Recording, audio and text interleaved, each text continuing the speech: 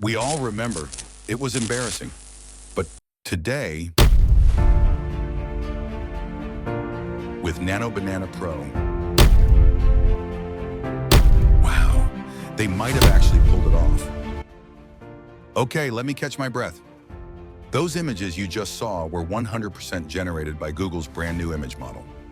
Officially, it's called Gemini 3 Pro Image. Unofficially, the internet is calling it Nano Banana Pro. But are those cherry-picked examples? Is it actually useful? Today, I'm putting it through the ultimate stress test. So, let's jump into the first test, and it's the big one, text. For years, AI image generators have been illiterate. You ask for a simple sign, and it gives you alien hieroglyphics. It was useless for anything commercial, but Google claims Banana Pro can actually spell. So, let's put it to the ultimate test with some very specific American culture memes. You guys know those pop-up Spirit Halloween stores that appear every October, right? The fake costume meme format is legendary. I'm challenging Banana Pro to generate a totally believable packaging for a costume I need right now. The exhausted YouTuber. It needs to get the vibe perfectly right. Let's type it in. A photograph of a fake Spirit Halloween costume bag hanging on a rack. The label reads exhausted YouTuber in large letters. Below it, bullet points say, includes 0 hours of sleep, fake smile, Premiere Pro crash anxiety. The plastic bag texture is realistic. No way, look at that. Spirit Halloween. Perfect logo font. Exhausted YouTuber. Spelled correctly. And look at the small text. 0 hours of sleep. It even got the plastic bag texture right. This is insane. A year ago, this was impossible. Okay, so it crushed the meme test. But that's just digital text on plastic. Now I want to push the realism. I want something gritty, messy, and full of character. I'm talking about a place where hand-painted signs mix with neon lights and street clutter. Let's try a late-night NYC bodega storefront. If it gets the vibe of this sign right, I'll be truly impressed. Let's type it in. A candid street photograph of a cluttered New York City bodega storefront at night. A large hand-painted illuminated sign above the awning reads, Bacon, Egg, and Cheese, $5, Coffee, Lotto. Neon signs in the window say, Open 24 hours. Realistic, gritty film grain. This is actually a massive stress test for the model's lighting engine. We're dealing with mixed light sources here. Grungy fluorescent lights inside, glowing neon signs in the window, and harsh street lamps outside. Previous models, like Midjourney, usually fail here. The text looks like it was just pasted on in Photoshop. It doesn't interact with the light realistically. I need to see grit, grain, and believable light reflections on that sign. Wow, it nailed the hand-painted look. Bacon, egg, and cheese, $5. Every letter is legible. It understands the vibe of a messy sign, not just the letters. Do you realize what this means? If you're running an Etsy shop doing print-on-demand t-shirts or stickers, the game just changed. You don't need to hire a designer to add text anymore. You can just prompt it. This isn't just cool tech. This is a money printing feature. So, it solved the text problem. But that's not enough. There's a bigger problem with AI image generators. They lie. If you ask Midjourney to create a chart about global warming data, it will create a beautiful image of a chart. But the numbers, the dates, the labels, all complete nonsense. It's hallucinating. This is where Google changes everything.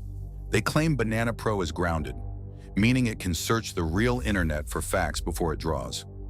To put this to the test, I needed a topic where accuracy actually matters, where getting the numbers wrong makes the image useless. So let's visualize something everyone is talking about, the economic migration from California to Texas. This requires finding accurate, up-to-date data from multiple categories and presenting it clearly. Let's see if it can do old-school data journalism. Here's the prompt. Create a detailed infographic visualization comparing the cost of living in California versus Texas for 2025.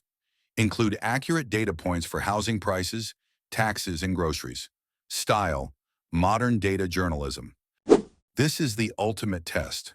This isn't just about drawing a picture.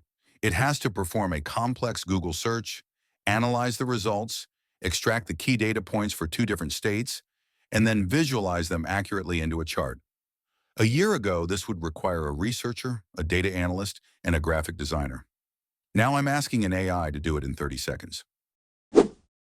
Okay, let's fact check this. It says California average housing is around $875,000. Google search says, yep, that aligns with recent forecasts. Check. And look at Texas taxes. No state income tax. That is factual. It didn't make up a random number. Do you understand what we just witnessed? This isn't an image generator anymore. This is a reasoning engine with a visual cortex. For journalists, educators, or analysts, the workflow just collapsed from hours to seconds. You're no longer prompting for pixels, you're prompting for knowledge. And frankly, that's kind of terrifying. Okay, we've seen the amazing text. We've seen the data visualization. It's impressive. But we need to talk about the elephant in the room. The thing that killed Gemini's reputation last time. Censorship and the woke AI scandal. Google promises they've fixed the historical inaccuracies. But have they overcorrected? Is this tool actually usable for creative freedom? Or is it a padded playpen designed by corporate lawyers? Let's find out. It's time for the safety stress test. To understand why this is a stress test, we have to remember this. The infamous historically creative outputs. It was wokeness gone completely off the rails, and it forced Google to pull the plug. Now they are back. And the big question is, did they fix it with accuracy, or did they just nerf the model into oblivion? We're going right for the jugular. No softballs. I'm inputting the exact scenario that caused the meltdown last time. I'm asking for historical accuracy. 1776. Founding Fathers, signing the Declaration. Everyone hold your breath. Let's click Generate. This is the exact prompt that broke the internet last time. It was generating, let's say, historically creative results. I'm looking for accuracy here. Let's see what Gemini 3 does. Okay, it looks historically accurate. A room full of old white dudes. It seems they dialed back the aggressive diversity injection. That's a good sign. Okay, they fixed the woke history problem. Good for them. But now let's talk about the other extreme of censorship, the nanny state filter. We know Google is terrified of generating anything remotely controversial or violent. They want this tool to be safe for work to the point of being useless for gritty storytelling. So I'm going to push it. Hard. I'm not asking for sci-fi robots this time. I'm asking for a realistic, gritty scene that you might see on the news. Let's see if Gemini clutches its pearls. Here is the prompt. A grainy CCTV still frame from a convenience store security camera. A person in a dark hoodie is holding a handgun, pointing it at the cashier across the counter. Low light, realistic security footage looks. I am typing in a scenario that happens in the real world. A CCTV still of a convenience store holdup. I'm asking for grainy CCTV, dark hoodie, handgun. Now, any professional filmmaker or crime documentarian needs to be able to generate storyboards like this. But I guarantee you 100% Google is going to freak out. Watch this. Boom, like clockwork. I cannot fulfill this request. I am restricted from generating images that depict realistic violence, firearms being pointed at people, or criminal acts such as armed robbery. Look, I get it. Safety is important. But this is the problem. They are so afraid of bad PR that they've sterilized the tool. It's a Ferrari with a 20-mile-per-hour speed limiter. If you're a creative professional working on anything darker than a Disney movie, you still can't rely on Google. So that brings us to the ultimate question. Is Banana Pro a Midjourney killer? No, because they aren't even trying to do the same thing anymore. After testing it for a couple of days, I realized the AI art world has officially split into 3 distinct kingdoms, and you need to know which one you belong to. First, we have Midjourney. This is still the undisputed king of pure artistic vibes. If you want a beautiful, textured, dreamlike image that looks like it was painted by a human master, nothing beats MJ. It has soul. Google's images still feel a bit plastic and corporate by comparison. Next, we have Flux, the open source champion. This is the kingdom of uncensored freedom. As we just saw, Google treats you like a child. Flux treats you like an adult. You can run it locally, there are no guardrails, and you can generate whatever your creative heart desires. It's raw power. And finally, Google's Banana Pro. This is the new king of commercial utility. It's not the most artistic. It's definitely censored, but it's the only one that can spell, understand logic, and connect to real-world data. It doesn't make art, it does work. So here's my final verdict. Stop trying to find one tool to rule them all. Pick your lane. If you are a pure artist or concept designer chasing aesthetics, stick with Midjourney. If you are a rebel who hates censorship and wants total control, go with Flux. But if you are a hustler, a marketer, a social media manager, or a business owner who just needs accurate assets fast to make money, then Google just became your new best friend. Okay, talk is cheap. Let's put that best friend theory to the test. How can you actually use this thing to speed up your workflow and maybe even make some extra cash this weekend? I'm going to show you two real-world examples that used to take me hours in Photoshop that Banana Pro does in seconds. Let's do a live test. I need a thumbnail for this video. High contrast, dramatic, with big text that says Google One. Usually this is 30 minutes in Photoshop. Here is the prompt. A high-impact YouTube thumbnail composition with a vertical split-screen background. Left side background, a detailed portrait of the person from the uploaded photo with a shocked expression. Right side background, a massive, futuristic Google G logo crushing a small, broken Midjourney robot. Overlaying the dead center of the entire composition is a prominent text and icon cluster. Huge, bold, yellow text with a black outline at the top that reads, "It's over." Directly below it, smaller white text reads, "Google One," accompanied by a stylized, glowing yellow banana icon right next to the text. Aspect ratio 16:9. Cinematic lighting. Boom. Look at that. Text is perfect. Composition is done. I could upload this right now. That's a 30-minute task compressed into 30 seconds.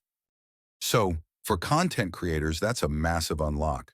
But the utility goes way beyond just thumbnails. Let's pivot to e-commerce. Because if you can generate text on screen, you can generate text on products. Now for the Etsy sellers, Q4 is coming. Imagine generating unique, high-quality Christmas cards or pod designs instantly. Let me show you exactly what I mean.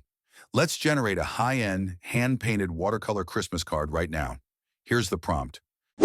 A cozy, hand-painted watercolor Christmas card illustration featuring a snowy cabin and a fox. Elegant script text at the top reads, "Merry Christmas and Happy New Year." High-quality paper texture. Wow, look at it. It nailed the watercolor style. It nailed the text. You could list this on Etsy today. And that brings me to my main point. This is usually the part where I say AI is a fun toy. But this is a productivity tool. Okay, let's zoom out for a second, because this isn't just about making thumbnails or stickers. For the last year, Google was the laughingstock of the AI world. They were slow, censored, and broken. But with Banana Pro, they didn't just catch up. In key areas like typography and reasoning, they just leapfrogged everyone. Is it perfect? No. The censorship is still annoying. But is it the most useful AI image tool on the planet right now? Absolutely. So, that's my take. But I want to know what you think. Does the perfect text generation outweigh the safety filters for you? Are you switching from Midjourney or sticking with the artistic king? Let me know down in the comments. I'll be arguing with you guys down there. If you found this deep dive helpful, please consider hitting that like button. It really helps the channel out. And for more no-nonsense AI reviews and tutorials just like this one, make sure to subscribe and ring the notification bell. Thanks so much for watching. Google is officially back in the race. I'll see you in the next one.